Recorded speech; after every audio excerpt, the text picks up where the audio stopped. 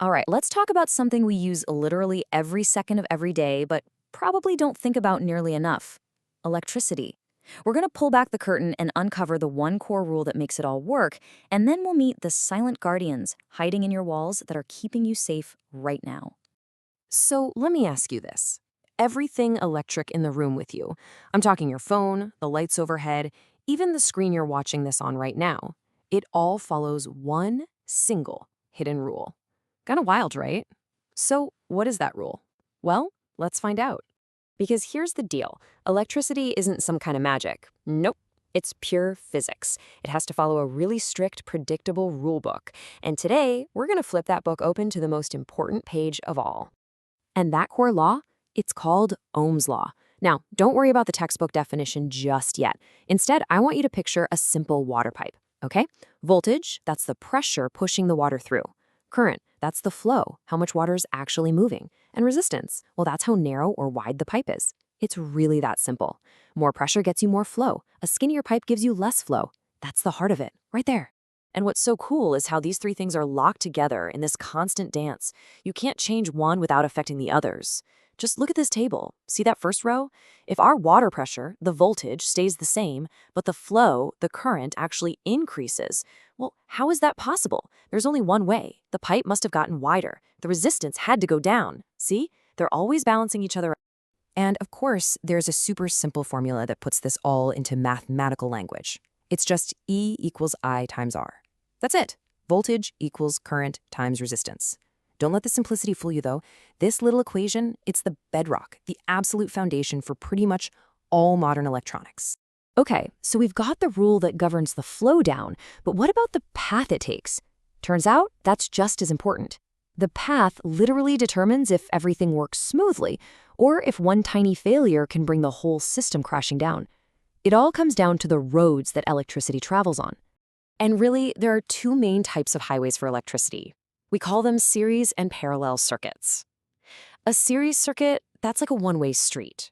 Everything is connected one after another in a single continuous loop. A parallel circuit, on the other hand, is more like a big fork in the road. It gives the current a bunch of different paths it can take. And these analogies right here, they make it crystal clear. Think of a series circuit as a tiny, single-lane country road. If one car breaks down or a tree falls on the road, what happens? Boom, total traffic jam. Nothing gets through. But a parallel circuit, that's your multi-lane superhighway.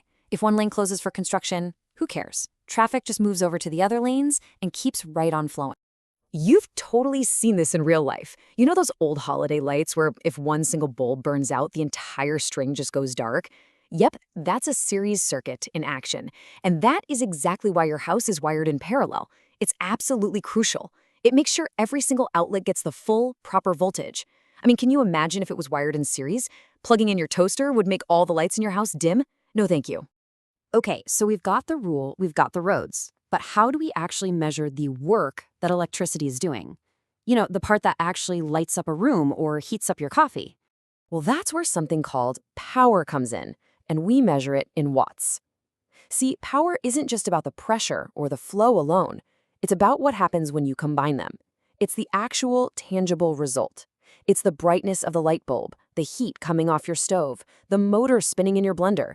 It's the work actually getting done. So to put that into perspective for you, take a number like 1200 watts. That's about what a pretty powerful hairdryer or your average microwave pulls.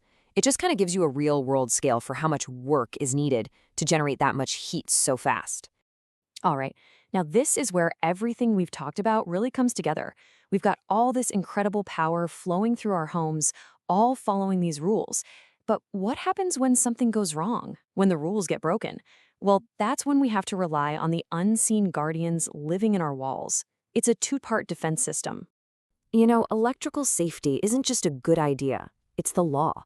It's governed by really strict rule books, like the National Electrical Code, or NEC. And its whole mission, as you can see, is to safeguard persons and property from hazards. So let's look at two of the most critical safety systems that this code requires.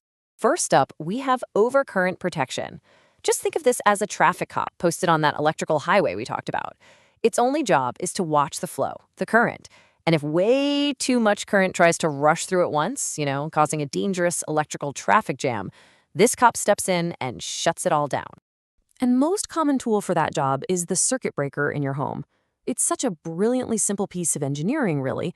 When too much current flows through it, it starts to heat up a tiny strip of metal inside. That strip literally bends from the heat, which releases a spring-loaded switch and snap. The power is cut, just like that. It's not digital, it's not complicated, it's a purely physical reaction to a dangerous situation. But what if the problem isn't too much traffic on the highway? What if the electricity veers off the road completely? Well, that traffic cop can't help you then. That's where our second guardian comes into play, grounding. This is the emergency backup plan for when electricity goes totally rogue and tries to find a path it should never, ever take. Like, for instance, through you. It's so simple. Think of the ground wire as an emergency exit for electricity. That's all it is. It provides a super safe, super easy, low-resistance path for any of that stray, faulty current to follow, guiding it harmlessly down into the earth instead of through something it shouldn't be, like an appliance or even a person. So let's wrap this all up. It really comes down to three big ideas, right? First, there's the rule. That's Ohm's law, E = I × R, which governs how all electricity flows. Then you've got the paths. Circuits can be either series, just one single path, or parallel with many paths. And finally, the guardians. Circuit breakers protect you from overcurrent, and grounding gives stray electricity that safe emergency exit. So the next time you flick on a light switch or plug in your phone, just take a second. Think about that incredible, invisible world of rules and paths and guardians all working silently right there inside your walls to make it all happen. It makes you wonder, doesn't it? What unseen guardians are protecting you right now?